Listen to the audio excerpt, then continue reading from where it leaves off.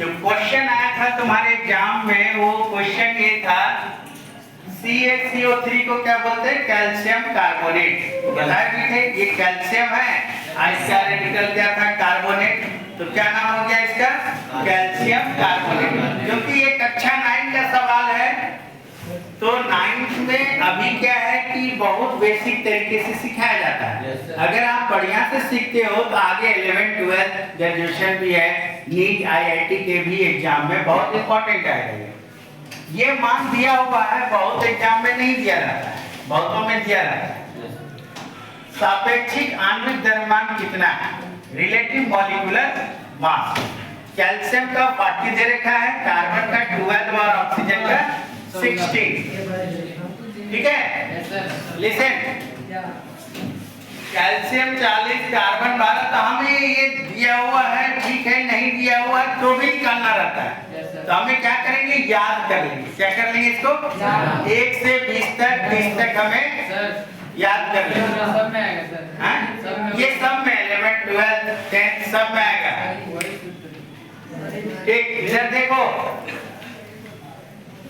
Calcium carbonate. तो अब आज हम लिखते हैं कैल्शियम का कितना है? यहाँ दिया हुआ है 40। सबके एटॉमिक मास को जोड़ देंगे तो रिलेटिव मॉलिक्यूलर मास निकल जाएगा।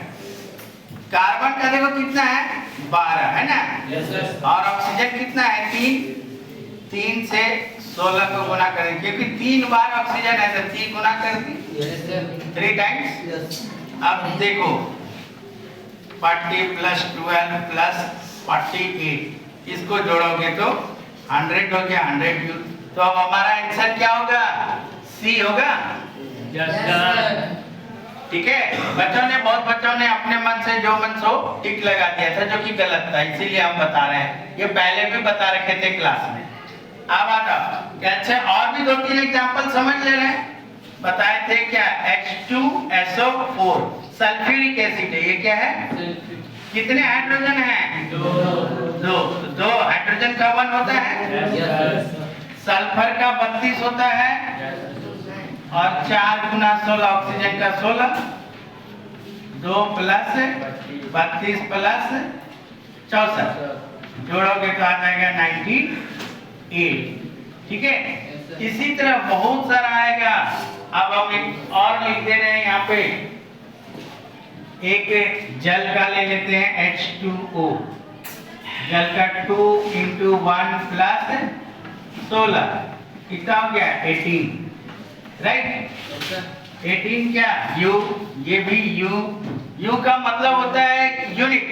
पहले पूर्व में लिखते थे हम लोग AMU, इसको बोलते थे एटॉमिक मास यूनिट। क्या बोलते थे?